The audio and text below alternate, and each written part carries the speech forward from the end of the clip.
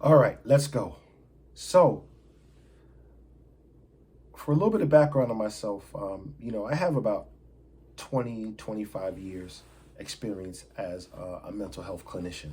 So, on top of being an educator and an education consultant, I'm by trade a mental health therapist. So, I've worked in various aspects of the mental health field with children in schools of adults and so forth. Now, I said it to say that when we are looking at applying for colleges and we're looking at going down this path, we do have to make sure that we are mentally stable. Now, what does that mean? I know that a lot of you guys in all languages, all countries, everybody's a mental health professional. I have to worry about mental health. I need to go see a therapist. Some of these things like little cliche statements that just sound good. But to be honest, it is very important to understand what your mental makeup is. What are your triggers? What are your fears? What are your strengths? And I think that what happens is that a lot of people really don't take the time to really evaluate themselves and figure out what are their strengths and what are their weaknesses. What are their fears and what can they do to overcome it? What are some of the negative thought patterns that they have in their head? Okay? Because sometimes once you get some negative thought patterns in your head, you'll never get them out and you'll constantly just keep beating yourself up. Secondly, who are the people that are around you? Are the people around you mentally draining? So if you're around a bunch of people that are on the same level or lower than you, they're going to bring you down. And sometimes, my parents would always say that when you hang around too many people that are not as smart as you, they're going to bring you down. You're never going to elevate. That goes especially for students.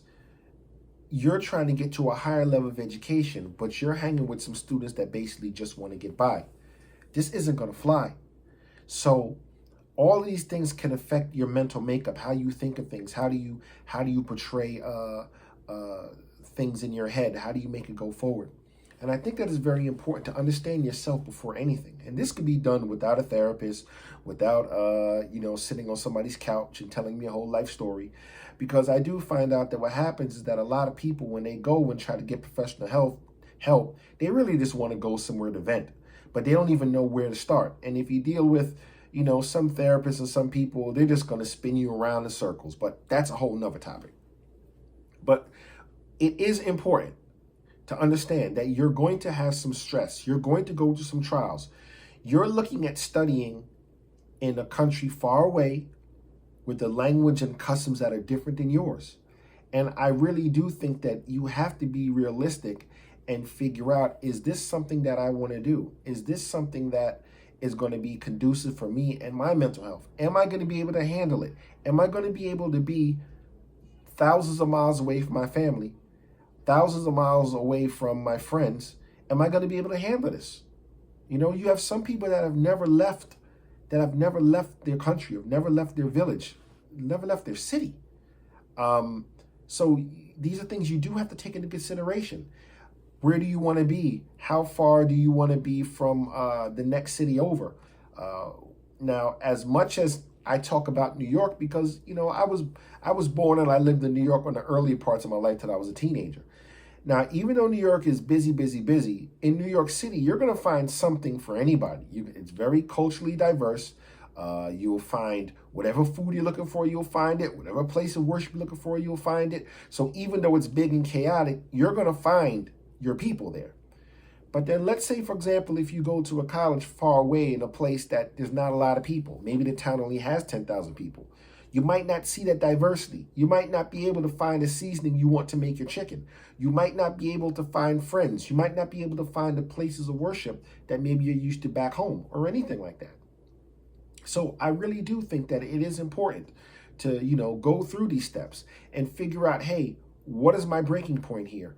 What is my deal breaker? All right. What do I have to have? What can I do without?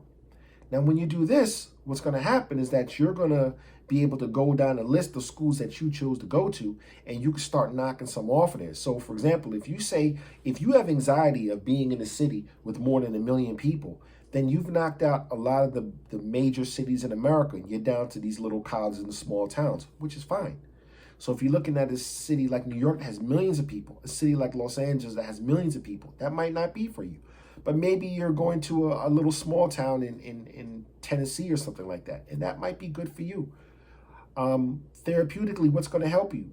Are you from a farm? Do you want to see cows and horses and things like that? That's important. Some people are used to seeing that, and that's therapeutic. Sometimes going out to the farm and looking at these things and reflecting. Do you like mountains? Do you want to be somewhere close to the mountains? You know, you pick all these things out. It's going to help strengthen your mental capacity. And this is very, very, very important. So once again, when we're going in and we're looking at these schools, we really have to be realistic of where we want to be and what we can handle. Second thing is, what do we want to study? Now, what happens with a lot of families when they send their kids overseas? They're expecting something from them. So, for example, your family might want you to be a doctor or an accountant or an aerospace engineer, but that might be something that you might not want to do. I'm telling you, my friend, what will happen is that if you're not careful, you're going to end up burning out. I've seen people come to America and their family wants them to study being an engineer, and they're looking to get married and their wife's expecting to be an engineer. So you have all these pressures to succeed. And the thing is that when you can't live up to those expectations of everybody else, it ends up being a mental disaster. How many times have we seen students in these places where they've said that, they just don't want to be here anymore because they weren't able to get the best test scores. They weren't able to, get straight A's. They weren't able to get into the profession that everybody, wanted them to be into. So that comes into the fact, like, who are you doing this for? Who are you doing it for? Are you doing it for your grandmother? Are you doing it for yourself? Because at the end of the day, when your parents are long and gone and you're dealing with your family, you have to live with this decision. Now, am I saying totally disregard the advice that your parents give you? Of course not, because sometimes they'll give you some good advice. But how are you going to live with this? What do you want to study? What do you want to do? So that's important. I think another thing which causes a lot of stress for people is dead-end majors. And this, we may differ on opinion on this, but I do feel that there are some majors that are dead-end. You notice that when people travel internationally, they're pretty much set on what they want to study. Whereas in America, there's a bit more freedom and people want to study stuff like basket weaving and paper technology, something like that. Because in America, to be honest, it's a first world country. There's a lot more choices than, let's say, for example, some other countries. So it's a matter of survival for many international students. And some of you may feel that sort of way. You're going to school to come home to be able to take care of your family, to take care of your village, to take care of your sick mother. So they put all their pennies in the jar and all their dollars and dirhams, everything in the jar to send you overseas so you can go and get a good education so you can come back and take care of the family. It's a lot of stress. I met a guy one time when I was in school, and his whole village supported sending him overseas to study. So they're expecting that. Could you imagine the pressure of that? If my friend would have flunked out and not done good in school, he'd have been devastated. So I think that it's definitely important to look over these things when you're choosing schools, when you're choosing locations, and wondering how you're going to deal with this mentally preparing yourself for this. I always tell people that it's important to travel, to see places, to see if you like it. Now, you might not have the luxury to do that, to pick up on a plane and go to America and to see the place you want to be. But I've seen it before. One time when I was driving a taxi. And one thing I liked about driving taxis, driving Uber, is that you get to meet a lot of nice people that like to talk. So I met a Chinese family who were coming to visit some of the colleges that were there in America. And you could tell they didn't have a whole lot of money, but they got the visit visa and they wanted to come to make sure that these schools were a perfect fit for their kid. Now, you're sending your kid halfway across the world. It's smart to make sure that they even like where they're going to be at. I mean, I've been to countries where I've traveled by myself and I said, look, I don't like this place. I'm ready to get out of here. So you're going to have to do that. The more research you do, the easier it's going to be for you to settle in. Many schools have what they call summer-bound programs. I call them summer bridge programs, where you go there for the summer and you take that time to learn about the fabric of the school, how it runs. You maybe take a couple of classes, some tests, So by the time the semester starts, you've kind of gotten acclimated to the area. You know the situation. You understand about the classes. You know where the buildings on campus are. You go into a school with 30,000 people. You're going to get lost. And English isn't your first language. How are you going to handle these things? And replay these scenarios before you even get on the plane, because you're going to go through the stress. But how are you going to deal with it? Who's your support team? When you're stressed out, is there someone you could call? Someone you could text? Someone you could email real quick? Do you have family in America that you could possibly, connect with? What do you need to do to unwind? All right. What do you do to unwind? Do you go jogging?